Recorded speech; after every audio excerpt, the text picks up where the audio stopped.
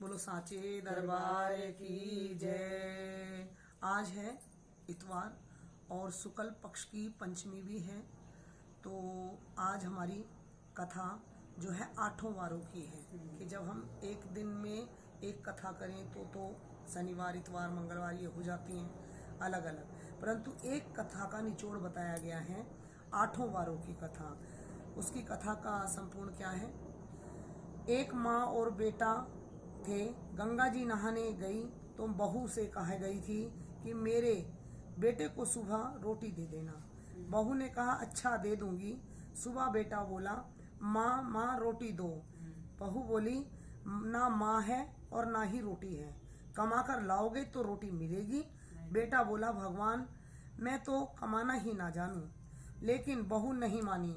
और तब लड़का बोला अच्छा अभी तो तेरी माँ है और तू अपनी माँ के दम पर इतना कूदता है, जब तेरी माँ ना रहेगी तो तुझे रोटी कौन देगा, कमाना तो पड़ेगा।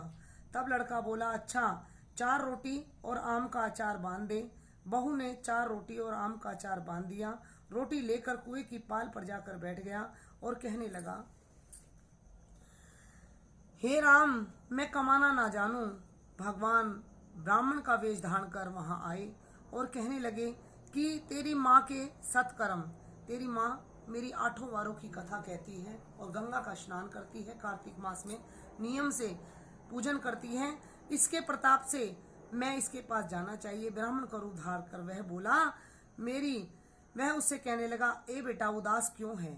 वह कहने लगा मेरी पत्नी है और मुझे कहती है कि कमा कर लाओगे तो रोटी मिलेगी, परंतु मैं तो कमाना ना जानूं।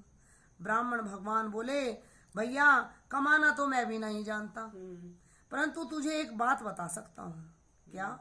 कि तू अपनी माँ की तरह 8 वारों का नाम लेना जान ले, जिससे अटूट भंडार भरेंगे। और चावल के दाने लेकर पानी की घंटी लेकर बैठ जाना।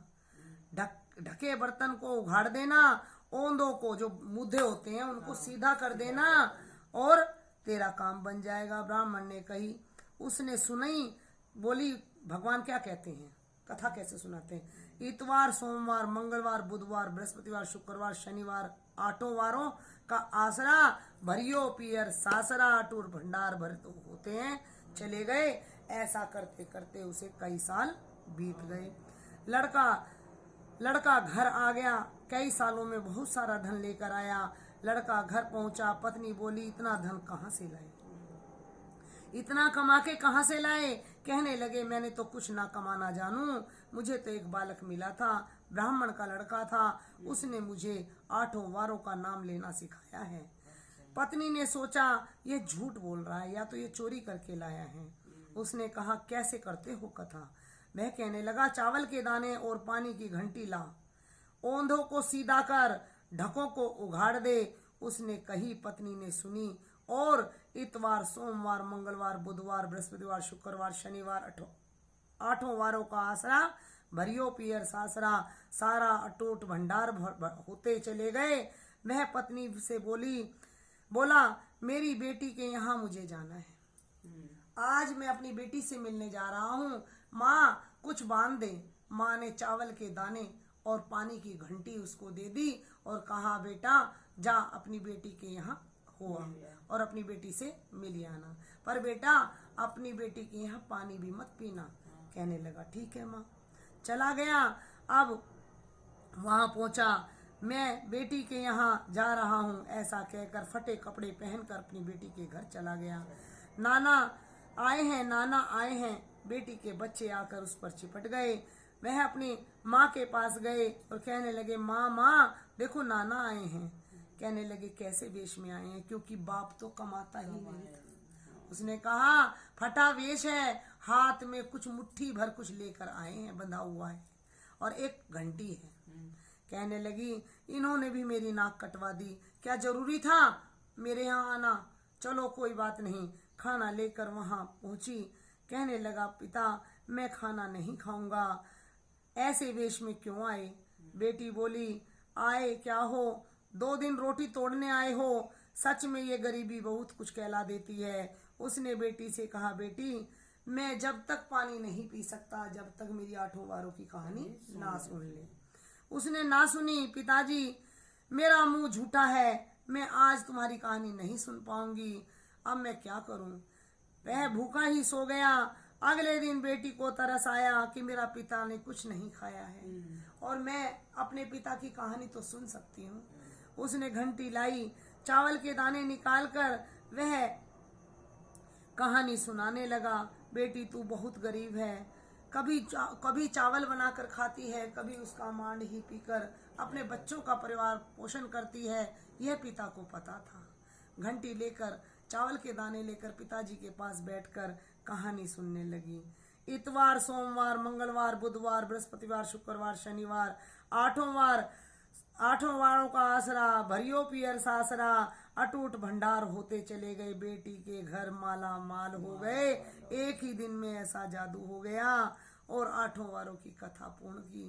कहने लगी पिताजी इस कहानी में इतना तंत्र है कि हाँ बेटी, मुझे तो एक छोटे से बालक ने यह कहानी बताई थी, मैं आज इस कहानी को रोज पढ़ता हूँ, रोज सुनता हूँ। पिताजी आप तो बड़े ही भोले भाले हैं, मैं तो आपको बड़ा ही निष्ठुर समझती थी, काम चोर समझती थी और कहती थी जो बच्चों का पालन पोषण नहीं कर सकता उसके पिता का जीवन धिक्कार है। और आपने आज मेरे बारे में सोचकर मेरी ससुराल में आए और मैंने आपको ऐसे गंदे वचन कहे, मुझे उसके लिए क्षमा करें। नाना कहने लगा अब मुझे जाना चाहिए। पड़ोसन कहने लगी बहन तेरे तो झोपड़ी थी, आज रात में महल कैसे खड़ा हो गया दिन में, और इतना सज धज के कहाँ से इतना धन ले आई। अरे मेरे बाबूजी लाए हैं, मेरे बाबूजी लाए हैं।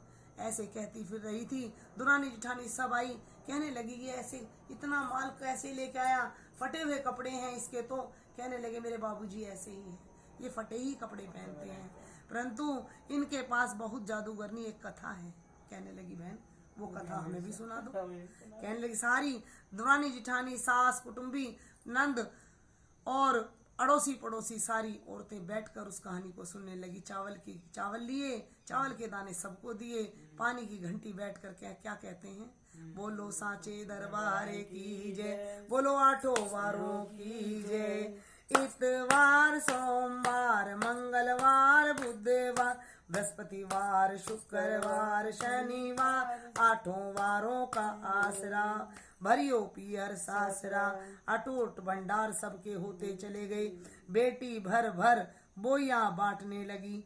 पड़ोसन भी सब बोइया बांट रही हैं कि देखो आपस में, मेरे यहाँ ये है बहन तू ये ले ले, मेरे यहाँ ये है बहन तू ले ले। तो कहते हैं ऐसे बेटी के यहाँ भंडार भर दिए।